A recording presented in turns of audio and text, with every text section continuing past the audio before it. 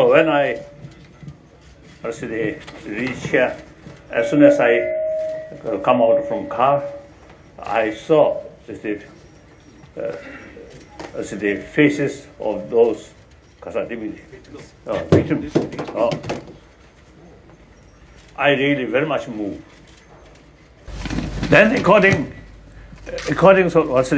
to believers, according those theistic religion, all these major events actually you see God's creation. So there must be some meaning. So look at from that way. That also one way to reduce too much anxiety, too much sort of worry. One thing. Then non-theistic religion sort of viewpoint, such as Buddhism and Jainism. Now here I am talking according to Buddhism. Everything you see due to its own sort of causes and cause and effect. Tsunami itself also you see due to causes and conditions. Earthquake also you see due to causes and conditions. When causes and conditions fully arrive, when causes or condition fully arrive, no force can stop that. It's nature law of causality. Now we human beings who have the experience of pleasure, painful because of pains and pleasure. Now here our concept of karma. Karma means action. Some cases within our lifetime, the early part of our life, you see, we made some sort of wrongdoing. That is a negative result might materialize within this lifetime. That also possible. Then another, of course, Buddhist. You see, we believe consciousness must be produced by previous consciousness. Mind cannot produce by brain itself. Consciousness cannot be produced by matters. So therefore, consciousness must come from continuation of previous consciousness. So that is the basis of Buddhist sort of concept of life after life. So some of your action, wrong action, might took place in your previous life. So this lifetime, the people who have same kind of wrong karma or wrong action who committed, then born at a place the same period. So the tragedy, you see, experience commonly, right, like that. So therefore, the Buddhist sort of literature say,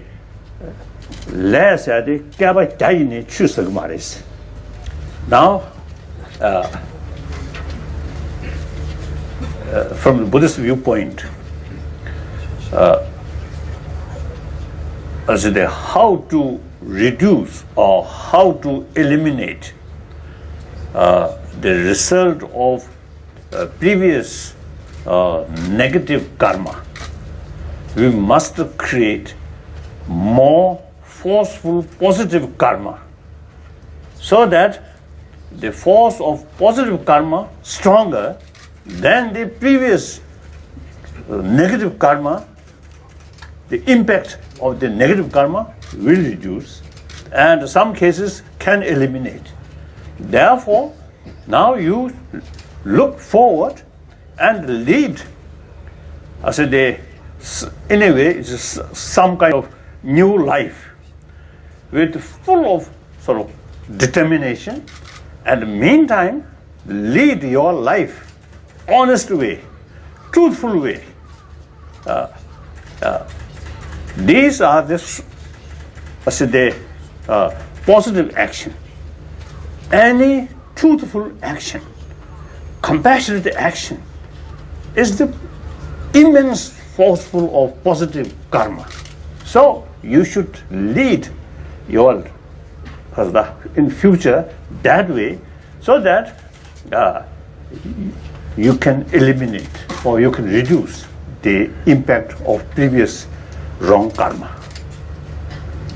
So, now lastly, this is not time for just to worry and too much sadness or demoralize, not that way, but with determination, with honest, with Japanese spirit of cooperation, you must build, you see, this town, rebuild this town, and you have this good opportunity to show outside world Japanese efficiency, Japanese ability.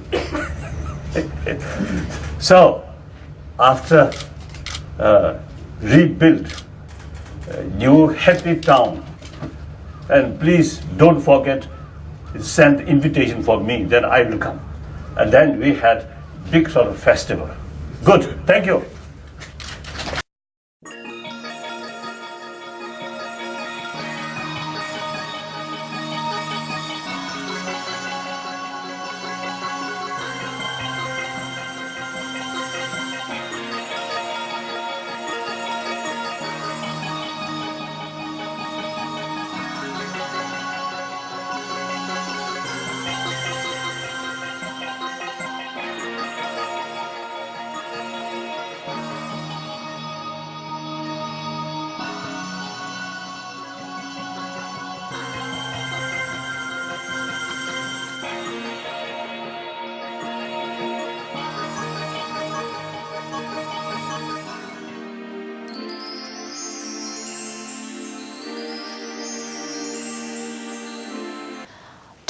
September, that is Saturday, 14th day of the 8th lunar month.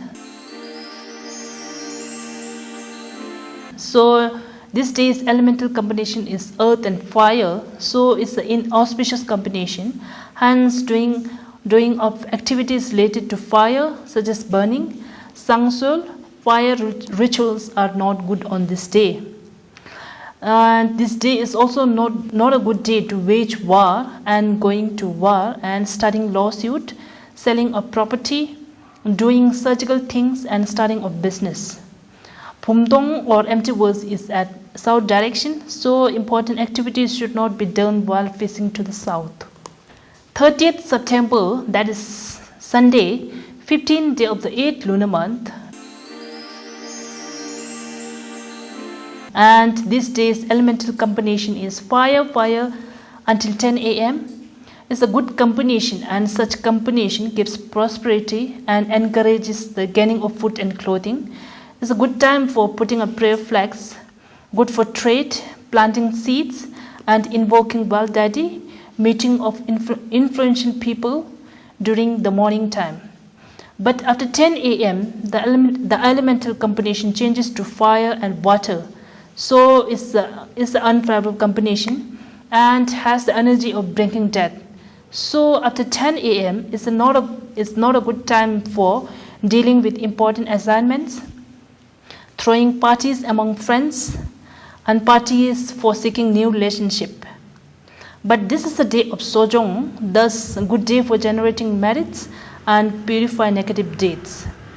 Pumdong or empty verse is at south direction, so important activities should not be done while facing to the south.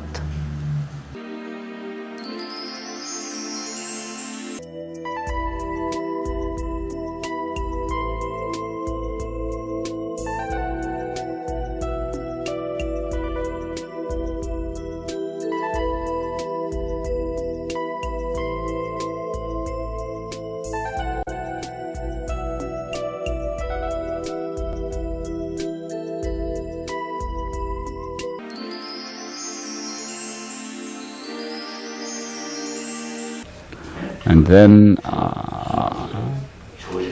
after the 10th century, when Buddhism declined in Tibet, then the master Atisha came to Tibet in the 10th or 11th century.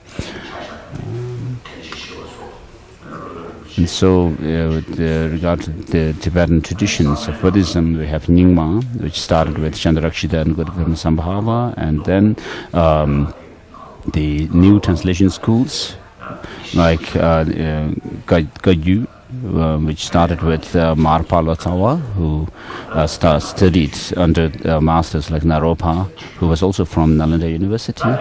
And then we have Sakya tradition. The Sakya masters received teachings from Master Birwapa, who was also a master scholar from the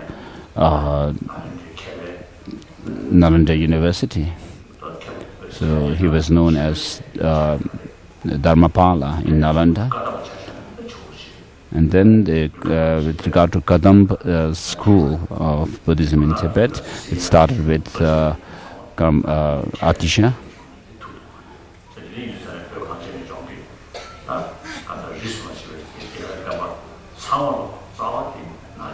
And so all the different traditions of Tibetan Buddhism have their roots in Nalanda tradition.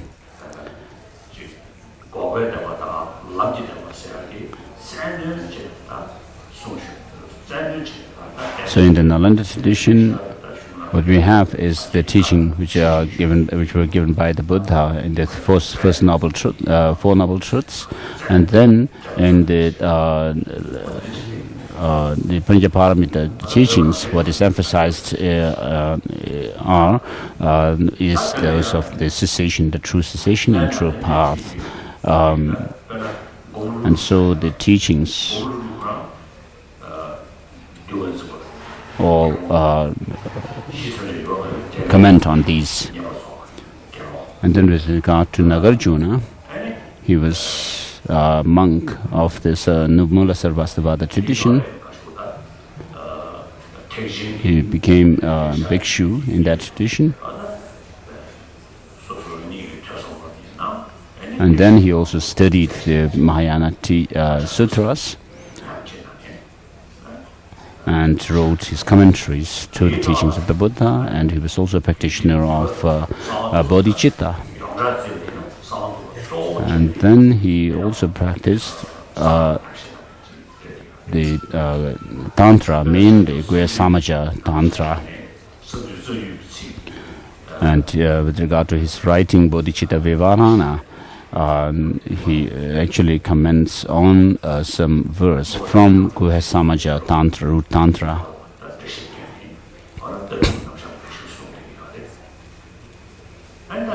The verse which begins with, from the Guya Samaja Tantra, the verse which begins with everything is void of entity and so forth. And then his main disciple, Aryadeva, also practiced and wrote many texts on Tantra.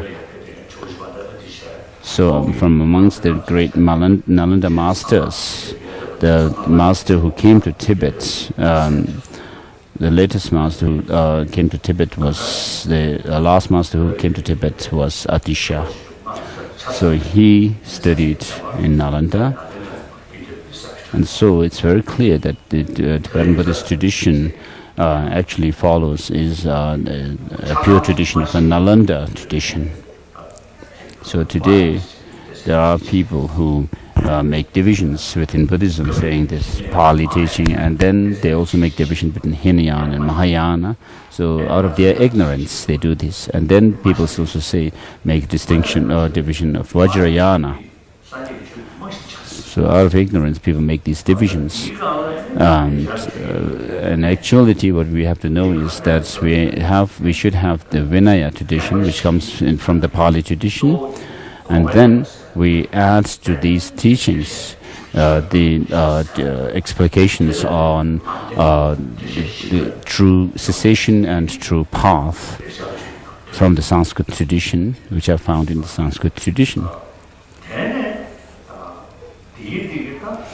And then, when you practice them, then we have the Tantra. So within the followers of Tantra, within Tantra there is also this distinction between subtle and gross states of mind. And then because of that, we also have the different sets of Tantra teachings. So we have to make the teachings that are found in the Pali tradition as a basic practice and add to that what is found in Mahayana and then Tantrayana. So apart from the fundamental teachings which are found in the Pali tradition and the Mahayana teachings, if you talk about Tantra, there is no way you can talk about it separately.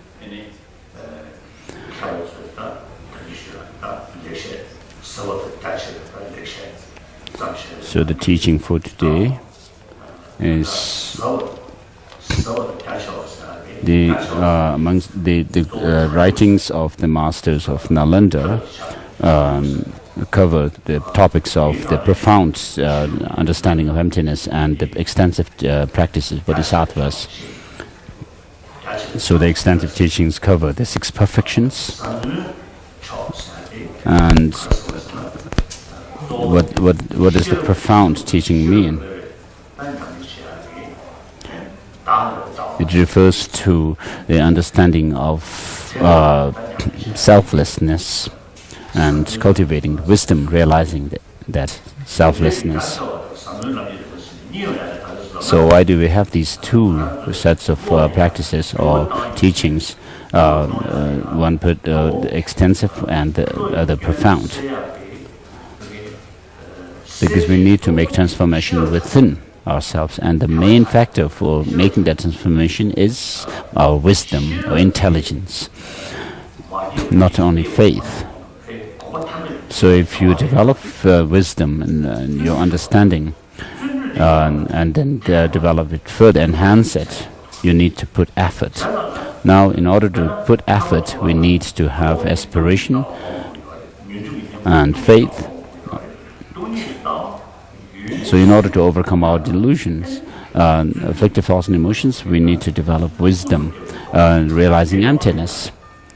For that, we need to put effort, and therefore we need to have aspiration, and aspiration to reach enlightenment or nirvana by using our wisdom. And then in order to reach Buddhahood, the full enlightenment or omniscient state, then we have to have wisdom and couple it with the bodhicitta, this altruistic aspiration. So a bodhisattva, someone who has this experience of bodhicitta, which is cultivated on the basis of love and compassion.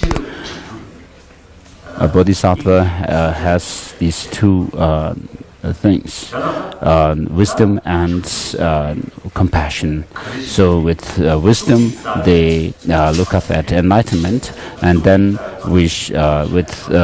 they observe enlightenment, and with compassion, they observe sentient beings. So the term Changchup in Tibetan for enlightenment is made up of 2 syllables, Chang, which refers to purifying all negativities, and Chup refers to referring to having full knowledge of everything. And therefore, you think about reaching enlightenment or Buddhahood for the benefit of sentient beings, and therefore your wisdom helps make transformation within yourself. And that transformation comes with this sense of wishing to help others out of suffering with compassion.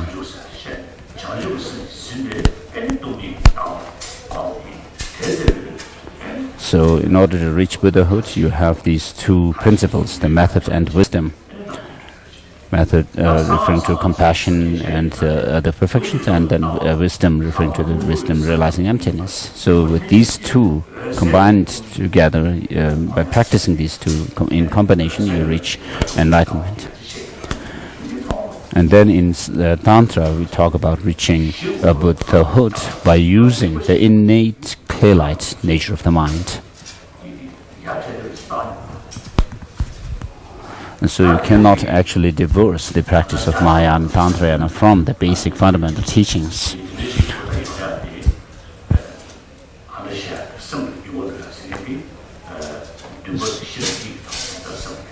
So to make transformation within our mind, we need to have the faith and wisdom, or the aspirational aspects of our mind, which refer to the sort of compassion and so forth, and then also the wisdom realizing emptiness. And as a result of practicing these or cultivating these two principles within ourselves, we reach the two bodies or Buddha bodies, which are the form body, which is meant for others, and then the Dharmakaya, which is meant for oneself.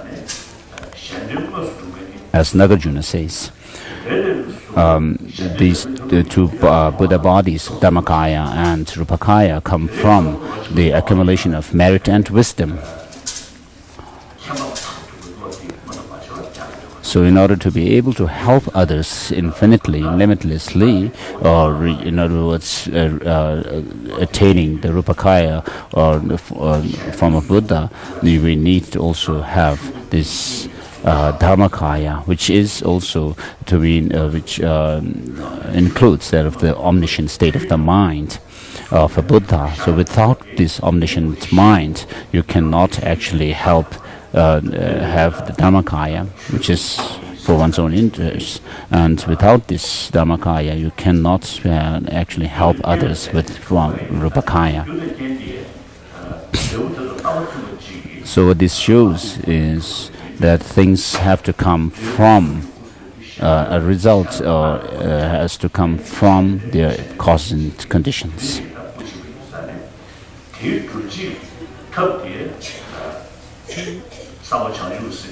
So since you need to have a body which is meant to help others, the cause for that is that of bodhicitta.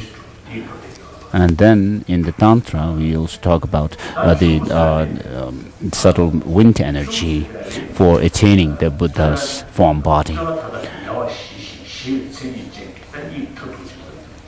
And then with regard to Dharmakaya, which is free from all kinds of reification, mental constructions,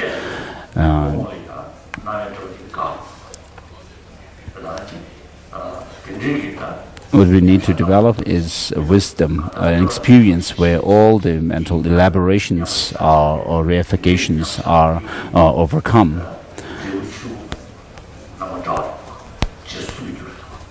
So a mind which is free from elaborations or free from all kinds of mental constructions at a trainee level becomes a substantial cause for the Buddha's Dharmakaya.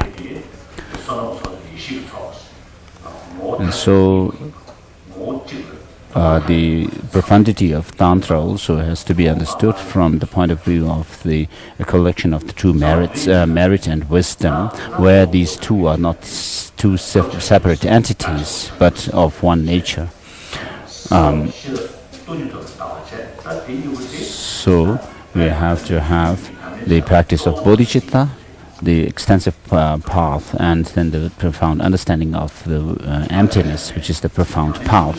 So these two are the main practices in the Nalanda tradition. Regarding myself, of course, I don't have the experience, but I still put effort in cultivating these two principles of understanding emptiness and bodhicitta.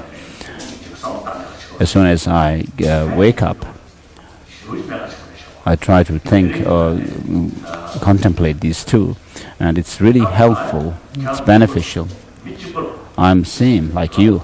We're all human beings. We don't want suffering, we want happiness, and we all have the same kinds of negative thoughts and emotions.